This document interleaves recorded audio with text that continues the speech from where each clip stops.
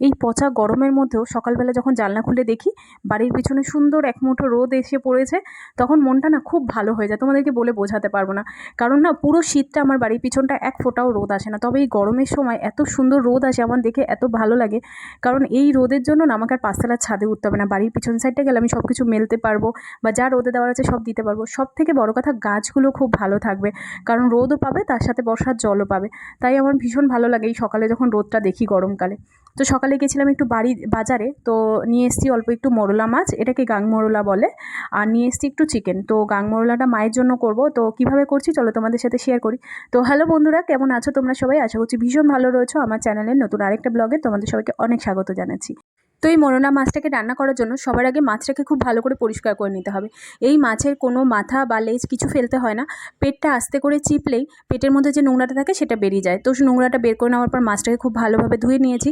তারপরে মানে আলু ভাজার মতো করে সরু সরু করে আলু কেটে দিয়ে দিয়েছি, টমেটো দিয়েছি, পরিমাণ মতো নুন, লঙ্কার গুঁড়ো, হলুদ গুঁড়ো দিয়েছি, সামান্য একটু ধনে গুঁড়ো দিয়ে দেবো আর সামান্য একটু জিরে গুঁড়ো দিয়ে দেবো। তো এই সমস্ত কিছু দেওয়ার পরে হ্যাঁ, তার সাথে দুটো কাঁচা লঙ্কা দিয়ে দেবো আর অল্প একটু সর্ষের তেল দিয়ে দেবো। দিয়ে খুব ভালোভাবে সব মশলাগুলোর সঙ্গে মাছটাকে মাখিয়ে নেব। তো এটা 10 মিনিট চাইলে রেখে দেওয়া যায় বা সাথে সাথে রান্না করে নেওয়া যায়। তো আমি সাথে সাথেই রান্না করে নেব। তো সেই জন্য খুব ভালোভাবে এগুলোকে মিশিয়ে নিচ্ছি মাছের সঙ্গে। তো নেওয়ার পরে এদিকে দেখো একটা কড়াই বসিয়ে দিয়েছি গ্যাসে, তার মধ্যে অল্প একটু 2 চামচ মতো তেল নেব। যেহেতু মাছে তেল দিয়েছি তাই কড়াইতেও 2 চামচ মতো তেল নিয়ে নেব। নেওয়ার পরে এটা কালো জিরে একটু ফোড়ন দেব, দিয়ে সমস্ত যে মাছ আলু টালু যে মিশিয়ে রেখেছি সেগুলোকে কড়াইতে দিয়ে দেবো। দিয়ে খুব ভালোভাবে মিশিয়ে ঢাকা দিয়ে দেবো। মাছটাকে 10 মিনিট রান্না হতে দেবো। এর মধ্যে জল দেওয়ার কোনো প্রয়োজন নেই, কারণ মাছ টমেটো আলু থেকেই না অল্প একটু জল বেরোয়, তো তার মধ্যেই রান্নাটা হয়ে যাবে। তো এখানে দেখো 10 মিনিট পর আমি খুলেছি, খোলার পর দেখো হালকা একটু জল রয়েছে। তো এই অবস্থাতে আমি নামিয়ে নেব, কারণ আলুটাকে একটু দেখতে হবে, যদি আলু সিদ্ধ হয়ে যায় তাহলেই মাছটা রেডি হয়ে গেছে। মাছটা যতক্ষণে হচ্ছিল ততক্ষণে এদিকে দেখো আমি পেঁয়াজ কেটে আর আলু কেটে ভাজা বসিয়ে দিয়েছি। মাংসর জন্য পেঁয়াজ যে ভাজা বসিয়েছি তার সঙ্গে আমি আলুগুলোকেও দিয়ে দিয়েছি।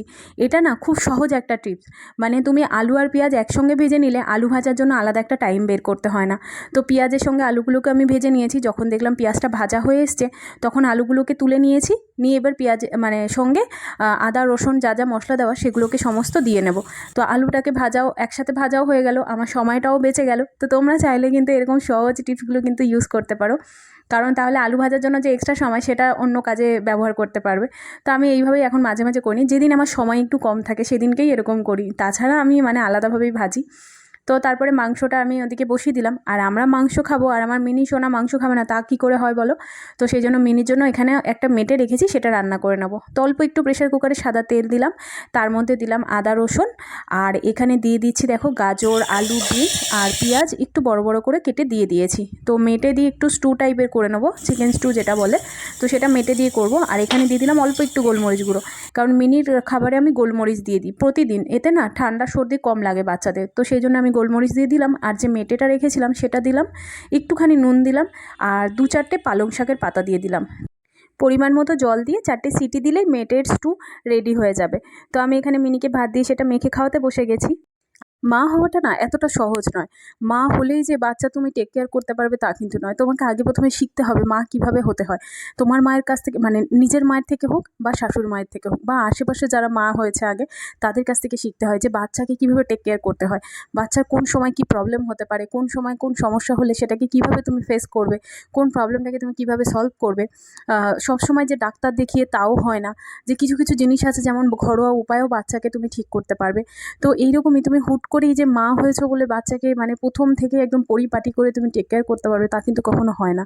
তো এই সব কিছু শেখার মাঝখানে যখন কোনো এরকম মানুষের সঙ্গে তোমার পরিচয় হবে, যারা তোমাকে ভালোটা বলার থেকে বেশি তোমাকে এরকম কিছু বলে দেবে যেটাতে তুমি ফ্রাস্ট্রেশনে ভুগবে বা তোমার নিজের ক্ষতি হবে বা তোমার বাচ্চার ক্ষতি হবে, সেরকমই কিছু মানুষ আমাদের চারপাশে কিন্তু রয়েছে। কথাগুলো এই কারণে বলছি, কারণ মিনির জন্মদিনের আগে, মানে এটা 1.5 মাস আগের কথা বলছি, মিনি তখনও না বসে খেতে পারে না। মানে মিনি তখন প্রায় 12 মাস হতে যায়, 1 বছর হতে যায়, তখনও না মিনি বসে খেতে পারে না।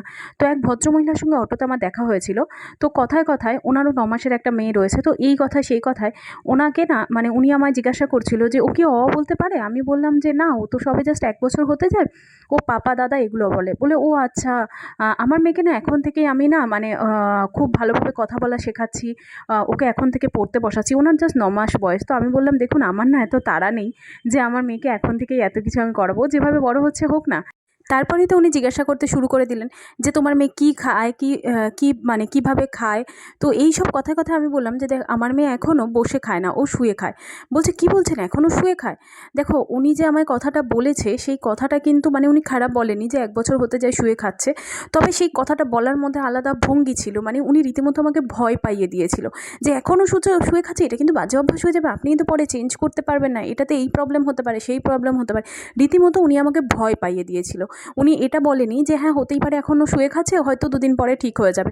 যে এই কথাটা এই কারণে বলছি, কারণ হচ্ছে যে মিনির বয়সী এরকম বাচ্চা রয়েছে যারা পার্লারে মায়ের সঙ্গে আসে, তারা না হাঁটতে পারে না। সেম একই মাসে জন্ম, তবে মিনির থেকে হয়তো 2-4 দিন আগেও হয়তো হয়েছে, তারা কিন্তু হাঁটতে পারে না। আমার মিনি যেমন দিব্যি সুন্দর একা একা হেঁটে যায়, তাও তারা হাঁটতে পারে না। তবে আমি তাদেরকে মাদেরকে বোঝাই যে দেখো হাঁটতে পারে না, কোনো অসুবিধা নেই, আজকে হাঁটছে না, 1 মাস পরে ঠিকই হাঁটবে ওর সময় হলে। সব বাচ্চাই যে তাড়াতাড়ি হাঁটা শেখে তা কিন্তু নয়। তবে ওই ভদ্রমহিলা রীতিমতো আমাকে ভয় পাইয়ে দিয়েছিল। সেটা নিয়ে বেশ কিছুদিন আমি বাড়িতে এসে রাতে না আমার ঘুম হতো না, যে মিনি সত্যি তো কেন বসে খায় না, ও শুয়ে খাচ্ছে, এটাই কি ওর অভ্যাস হয়ে যাবে, ও কি সবসময় শুয়ে খাবে? তো এই নিয়ে মাকেও বলতাম, শাশুড়ি মাকে, যে মা ও তো বসে খায় না। তো এইসব নিয়ে চিন্তা করতে করতে একদিন না হঠাৎ করে দেখলাম ও আর না শুয়ে খেতে চাইছে না, ও নিজেই বসে খেতে চাইছে। তো সেই দিন না আমি এত খুশি হয়েছিলাম, কারণ ও যখন শুয়ে খেত তখন না ও মুখে খাবারটা হোল্ড করা শেখেনি। তো যার কারণে ওকে মুখে খাবার দিলেই না ও মুখ থেকে পড়ে যেত খাবারটা। তো যখন ও বসে খাওয়া শিখলো, তখন আমি ভাবলাম শুধু শুধু ওনার কথায় আমি অযথা চিন্তা করে নিজের রাতের ঘুম উড়িয়ে চোখের তলায় কালি ফেলেছি, বা নিজের মেয়ের উপরে 2-1 দিন প্রেশার ক্রিয়েট করেছিলাম যে বসে খেতে হবে। তো তাতে দেখলাম মিনি খায় তো নি, বরঞ্চ তাতে ওর খাওয়াটা সেদিন আর হয়নি। তো তোমাদেরকে বলতে চাই, যাদের ছোটো বাচ্চা আছে, প্লিজ তোমরা এরকম আশেপাশে কিছু মানুষের কথা শুনে নিজের বাচ্চার উপর প্রেশার ক্রিয়েট করবে না যে এটা তোমাকে করতেই হবে, কারণ কোনো বাচ্চা সমান নয়, প্রতিটা বাচ্চা আলাদা আলাদা, প্রতিটা বাচ্চার গ্রোথ আলাদা আলাদা হয়। তাই আমি বলবো আমার মতো ভুল তোমরা কেউ করো না। বাচ্চার কোনটাতে ভালো হবে সেটা শিখতে গিয়ে উল্টোটা যেন না হয়ে যায়। তো যাই হোক, আজকের মতো ব্লগটা এখানে শেষ করছি। তো আজকের ব্লগটা কেমন লাগলো সেটা কমেন্ট করে জানাতে ভুলো না। যদি ভালো লাগে একটা লাইক করো। আর হ্যাঁ, যারা চ্যানেলটা সাবস্ক্রাইব করেনি তারা কিন্তু তাড়াতাড়ি সাবস্ক্রাইব করে দাও এরকম সুন্দর সুন্দর ব্লগ দেখার জন্য।